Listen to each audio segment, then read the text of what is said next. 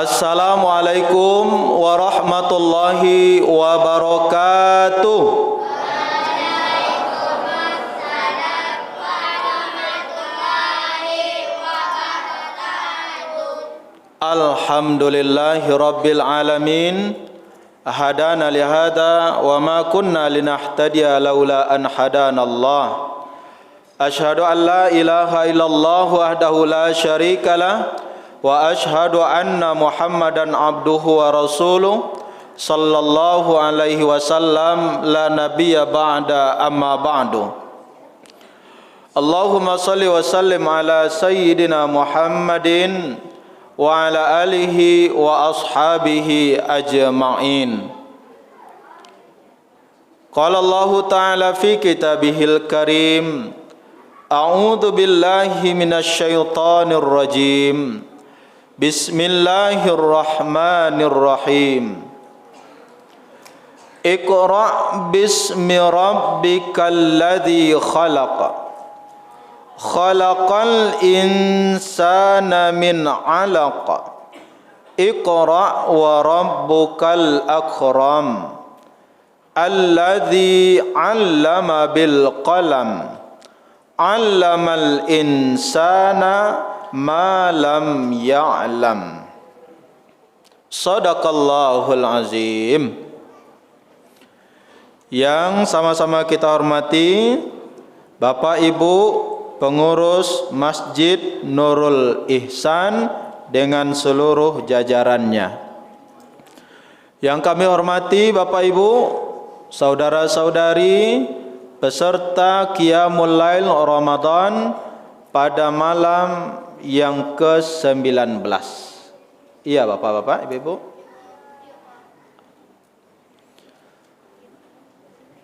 Iya, 19 ya. Kemudian yang spesial anak-anak Bapak, siswa-siswi pesantren Ramadan 1443 Hijriah.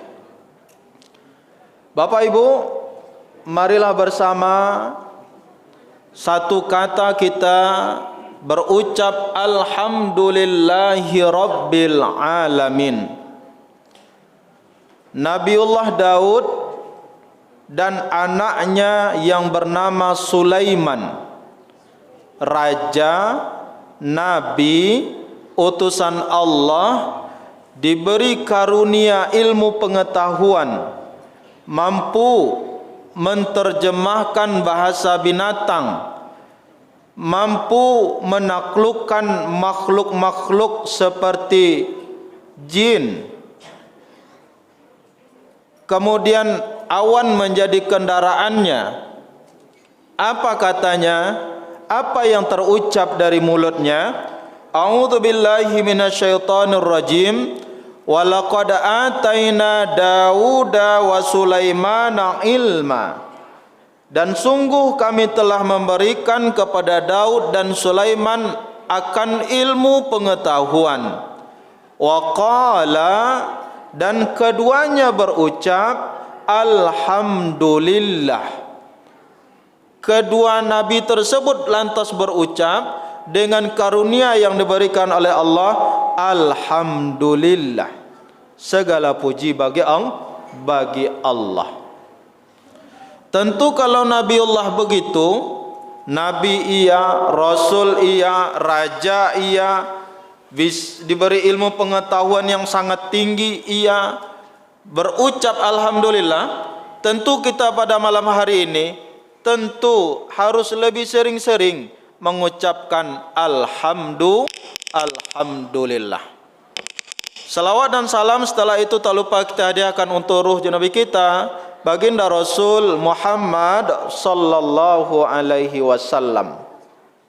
Allahumma salli ala Sayyidina Muhammad wa ala alihi wa ashabihi ajma'in.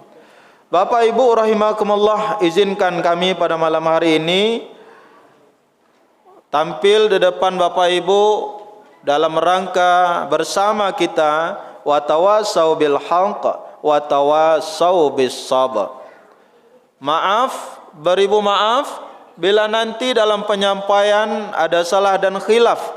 Maklumlah sampai hari ini, detik ini, kami masih sama dengan Bapak Ibu statusnya sebagai orang yang menuntut ilmu. Bapak Ibu rahimakumullah, mari hari ini, malam hari ini, kita pertama niat i'tikaf di Masjid Nurul Ihsan. Kalau masjid kita ini namanya Nurul Ihsan, kalau yang tampil di depan ini namanya Ihsan saja. Apa itu Nurul Ihsan? Pancaran kebaikan. Mudah-mudahan pada malam hari ini dan selanjutnya akan terpancar dari diri kita orang-orang yang muhsin ini kebaikan-kebaikan. Dan kebaikan itu tidak hanya dirasakan oleh diri kita sendiri. Pertama orang yang harus merasakan kebaikan dari diri kita itu adalah orang tua. Setelah itu karib kerabat, tetangga, fakir miskin, anak yatim, dan lain sebagainya. Amin ya rabbal alamin. Bapak Ibu rahimakumullah, tadi sudah disebutkan oleh protokol kita. Terima kasih. Materi tema kita pada malam hari ini adalah alam takambang jadi guru. Mari kita belajar dari firman Allah surat Al-Insyiqaq ayat 16 sampai 21. Bapak Ibu rahimakumullah, kita sebagai orang-orang yang beriman tentu sangat paham, sangat mengerti. Ibu-ibu, kemana arah pembicaraan kami ini? Karena kita sudah mengawalinya dengan firman Allah surat Al-Alaq ayat 1 sampai 5. A'udzubillahi minasyaitonir rajim. Iqra bismi rabbikal ladzi khalaq.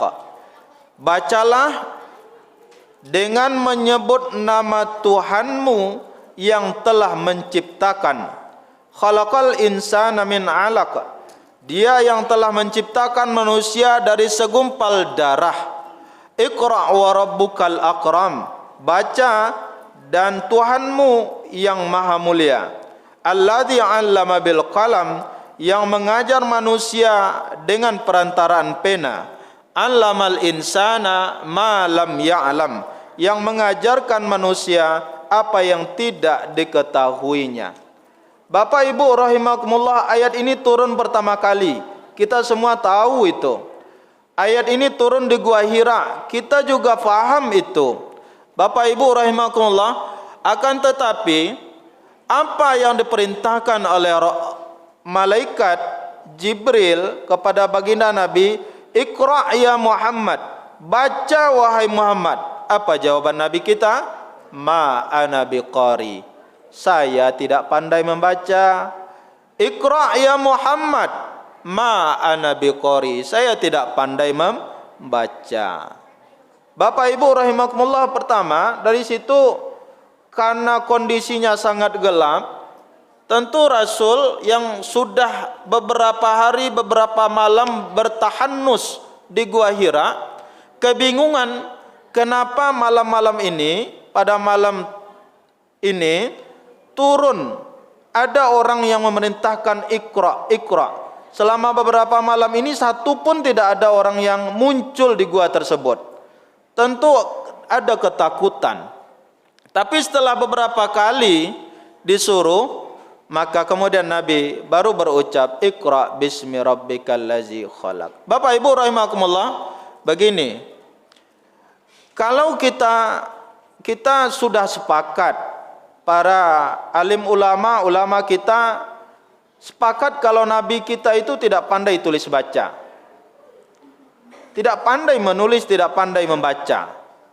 Dan itu bagi beliau bukan suatu kekurangan, tapi nanti menjadi kelebihan. Tetapi mari kita lihat, apakah Nabi kita tidak pandai membaca? Ini yang harus kita garis bawahi. Nabi kita itu orang yang sangat pandai membaca. Membaca apa? alam takambang jadi guru. Begitu dilihat masyarakat Quraisy sudah jauh melenceng dari agama Hanif Nabi Ibrahim dan anaknya Ismail, beliau mau berucap, mau bertindak tidak bisa, mau menagahan juga tidak berani karena tidak ada power. Kemudian mencoba untuk berfikir bagaimana ini, apa solusinya. Kemudian itulah yang terjadi. Beliau mengasingkan diri untuk kemudian berfikir apa seharusnya yang terjadi, kenapa ini terjadi, solusi apa yang harus dilakukan. Bacaan Nabi jauh melampaui orang-orang tua yang ada ketika itu. Bapak Ibu rahimakumullah, pada malam hari ini marilah kita membaca ayat-ayat Allah yang tidak hanya saja berupa qauliyah seperti ini. Ini namanya ayat qauliyah. Al-Quran 114 surat, 30 juz, 6.236 ayat. Namanya ayat qauliyah. Dibaca satu huruf, pahalanya 10. Bapak Ibu rahimakumullah, tetapi yang akan kita baca pada malam hari ini adalah ayat-ayat kauniyah. Alam takambang jadi guru, alam semesta jadi petunjuk. Mana dia? Bapak Ibu, mari kita buka Al-Quran surat Al-Insyiqaq ayat yang ke-16. A'udzu billahi minasyaitonir rajim. Bismillahirrahmanirrahim. Fala uqsimu bisyafaq. Ya, itu ya. Dapat ayatnya, nak? Enggak. Besok dah hafal ya. Fala uqsimu bisyafaq wal laili wa ma wasaq wal qamari idza tasaq la tarkabunna tabaqan an tabaqa.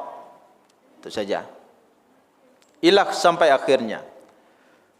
Bapak Ibu rahimakumullah, ayat ini menarik.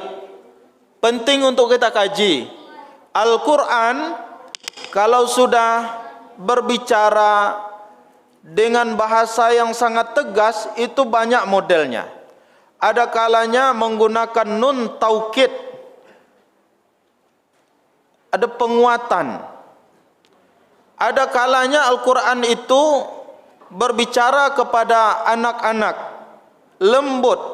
Berbicara kepada orang dewasa, tegas. Berbicara kepada orang yang agak keras, maka Al-Quran pun akan muncul dengan sanggahan yang sangat keras dan perintah yang sangat tegas. Pada malam hari ini, ayat ini ditujukan bukan kepada kita, tapi kepada orang-orang yang punya keras hatinya, keras prinsipnya pada hal yang buruk, sulit untuk berubah. Itu sebenarnya.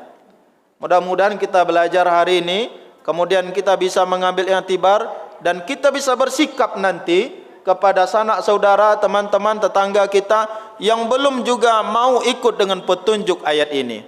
Bapak Ibu rahimakumullah, kalau Al-Quran itu tegas, biasanya menggunakan kata-kata sumpah. Bahkan banyak di dalam Al-Quran, misalnya a'udzubillahi minasyaitonirrajim wal asri. Kalau ada isim dan sebelumnya ada huruf waw, maka di sana itu bukan dan artinya, tetapi maknanya adalah sumpah. Apa terjemahannya? Allah bersumpah demi waktu. Aku bersumpah demi waktu. Wal asri. Ada lagi misalnya wadduha. Allah bersumpah dengan waktu duha. Wal fajri. Allah bersumpah dengan waktu fajar. Bapak Ibu rahimakumullah, apa maknanya ini? Kalau ada sumpah-sumpah, berarti ada pesan penting, pesan keras yang harus kita ambil. Kan begitu. Kalau tidak penting-penting amat, untuk apa kita bersumpah?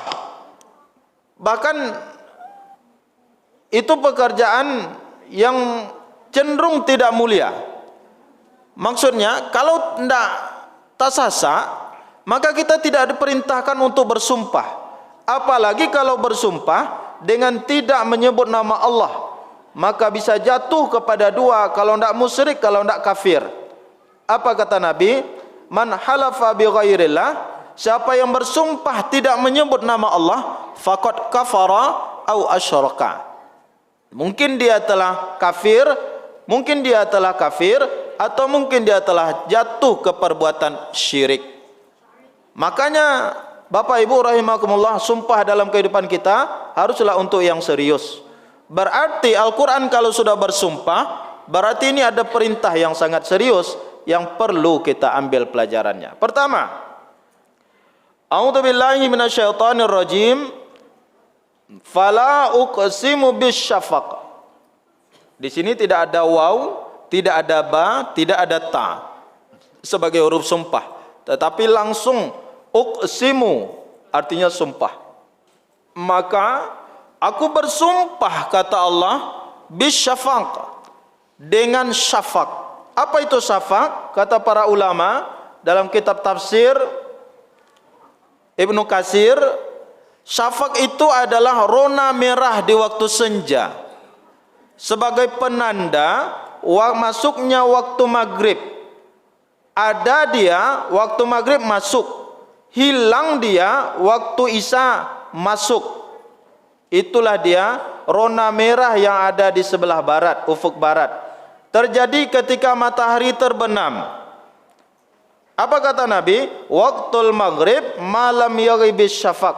Waktu maghrib selama belum hilang syafaq merah. Bapak Ibu rahimakumullah, apa pelajarannya bagi kita?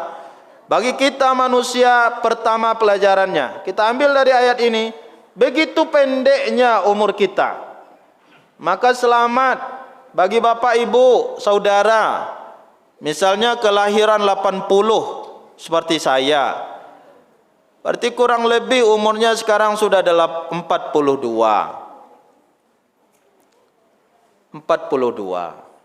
Bapak Ibu yang kelahiran misalnya 72,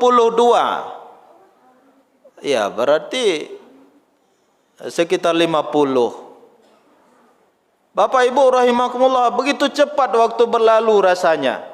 Ingatan kita masih terbuai dengan masa kanak-kanak dahulu, sehingga kita bercerita selalu dulu masih sangat dekat rasanya. Bapak Ibu rahimakumullah, begitulah usia kita, sangat-sangat pendek antara waktu maghrib dan isya. Maka jangan terlena. Banyak orang yang terlena dengan gemerlap dunia yang dilambangkan dengan syafaq merah. Pergi ke pantai, ambil foto membelakangi matahari, selfie namanya. Tanpa terasa dia acuk pernah set gitu kan. Seperti ini HP misalnya, saya merekam ya Ibu. Kemudian foto-foto set lapanu memori HP itu habis, ayang matahari ku lanjut warna meledo. Akhirnya sampai habis warna merah di waktu senja itu, memori HP lapanua, waktu maghrib lah hilang. Kemudian kemana pengenanya lah? Tentu pulang. Kalau pulang di mas salat maghrib, habis waktu maghrib untuk berselfie. Bapak Ibu rahimakumullah, yang kedua, walaili wa ma wasaqa. Aku bersumpah demi malam dan apa yang menyelubunginya. Bapak Ibu rahimakumullah, apabila matahari telah tenggelam, maka bergantilah terang menjadi gelap. Bukan berganti tempat, tapi hanya berganti gelap, terang berganti menjadi gelap. Posisinya masih tetap sama. Bapak Ibu rahimakumullah, apa pelajarannya sini? Makhluk Allah, tidak hanya kita, makhluk Allah seumpama binatang misalnya, seumpama burung, seumpama langau. Misalnya tadi ayat yang kami baca, innallaha la yastahyi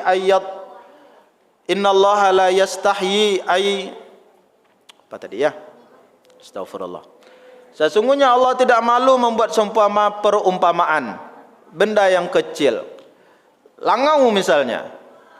Begitu senja datang, malam datang, langau yang sejak siang berpatroli hilang berganti dengan nyamuk. Bukan karena serini bunyi, bukan karena azan maghrib berkumandang, tapi memang dia sudah tahu, siang sudah pergi, malam sudah datang. Begitu juga dengan makhluk Allah yang lain, burung-burung. Begitu siang mereka bertebaran mencari karunia Allah. Ada yang hinggap di ujung dahan, ada yang kemudian terjun ke tengah lautan mencari makan, ada yang harus mencongkel tanah untuk mencari rizkinya di sana. Ketika malam, ketika matahari sudah terbenam, malam datang, semua makhluk Allah tahu tempat kembalinya. Pulang dia kembali. Bapak Ibu rahimakumullah, apa pelajaran bagi kita? Makhluk Allah, sebagai makhluk Allah, seharusnya kita tentu juga harus tahu kemana kita akan kembali. Dengan usia saya misalnya sudah 40 kurang, 40 lebih 50. Misalnya Bapak Ibu, seusia saya atau di atas saya, di bawah saya misalnya. Tentu kita sudah harus tahu kemana kita akan kembali. Kemana kita akan tempat pulang? Kalau masih ada juga yang tidak tahu, jalan ke masjid, jalan ke musola, inilah tugas kita untuk berdakwah kepada saudara-saudara kita. Tidak untuk dikucilkan, tidak untuk diperbincangkan, tetapi untuk sama-sama diberi nasihat yang baik. Kalau sudah usia 40 tidak juga berubah, apa kata petinju profesional Muhammad Ali? Kalau ada orang tua usia 40,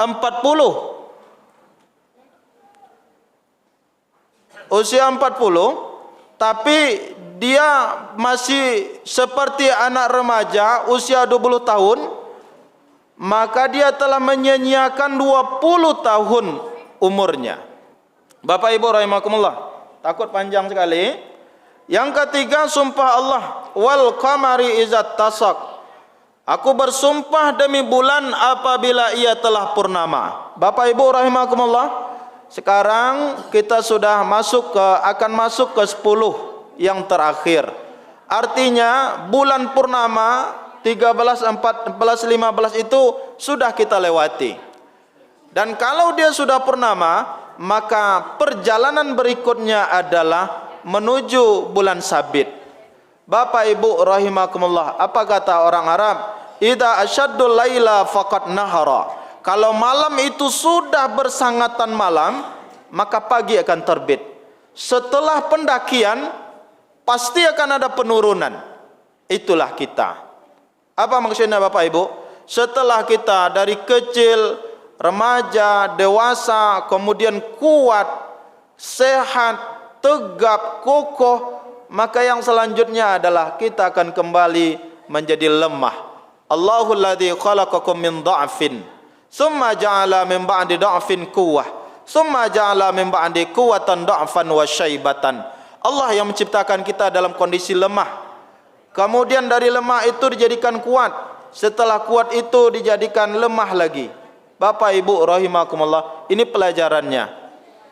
Pelajaran penting bagi kita untuk meningkatkan amaliah ibadah kita. Kalau masa muda dulu mungkin sudah banyak waktu terbuang begitu saja. Sekarang kita harus mengejar ketertinggalan, terutama di 10 malam terakhir bulan Ramadan. Apa kata Nabi? Mayyakum lailatul qadri imanan wahtisaban ghufira lahu ma taqaddama min zanbih. Siapa yang mendirikan malam Lailatul Qadar imanan karena Allah saja, wahtisaban penuh persiapan, penuh perhitungan, ghufira lahu ma taqaddama min dzanbih. Bapak Ibu rahimakumullah, kalau itu sumpah Allah, itu awal sumpah, mana isinya? Isinya adalah apa kata Allah? La tarkabunna tabaqan an tabaq. Sungguh manusia, ini isinya. 3 diawali dengan sumpah, sumpah demi syafaq, sumpah demi malam, sumpah demi bulan. Isinya la tarkabunna tabaqan an tabaq. Sungguh manusia, kamu akan menjalani hidupmu di dunia ini tabaqan an tabaq, setahap demi setahap, sejengkal demi sejengkal, sedikit demi sedikit, tanpa kamu merasa, tanpa kamu waspada, perubahan itu telah terjadi. Minimal kata Syekh Ibnu Utsaimin ada 4. Pertama yang berubah dari kita itu perubahan fisik, itu pasti. Tidak ada orang yang selalu kecil, kecuali satu mungkin dari 1 juta kas kelahiran. Yang kedua, perubahan tempat. Perubahan tempat. Dari kecil kita tinggal dengan orang tua, di kampung, di rumah, tinggal dengan ayah dan ibu. Setelah berkeluarga kita tinggal di rumah istri. Beberapa tahun setelah itu kita punya rumah sendiri. Kemudian kita pindah lagi, atau kita pindah dari satu tempat pekerjaan ke pekerjaan yang lain, dari kontrakan satu ke kontrakan yang lain. Kata Allah, la tarkabunna tabakan an tabak. Kamu akan mengalami perubahan itu sedikit demi sedikit. Dan yang terakhir, tentu kita akan berpindah dari dunia ini ke alam akhirat. Yang ketiga, kata Syekh Ibnu Utsaimin, manusia akan mengalami perubahan waktu. Perubahan waktu. Waktu pagi, belum selesai pekerjaan di waktu pagi, zuhur datang. Belumlah lengkap sempurna pekerjaan di zuhur, sore sudah, asar sudah menunggu. Belum lagi tuntas pekerjaan di asar, niatnya mau disambung lagi, setelah solat maghrib disambung lagi pekerjaan. Tidak juga selesai maghrib disambung setelah isya sampai larut malam. Bapak Ibu rahimakumullah, wal asri innal insana lafi khusrin illal ladzina amanu wa amilus solihat. Manusia merugi kecuali yang beriman dan beramal soleh. Dan yang terakhir kata Syekh Ibnu Utsaimin, manusia akan mengalami perubahan hati, perkembangan. Kalau fisik ini kata sebagian pakar berubah sampai usia 23 tahun.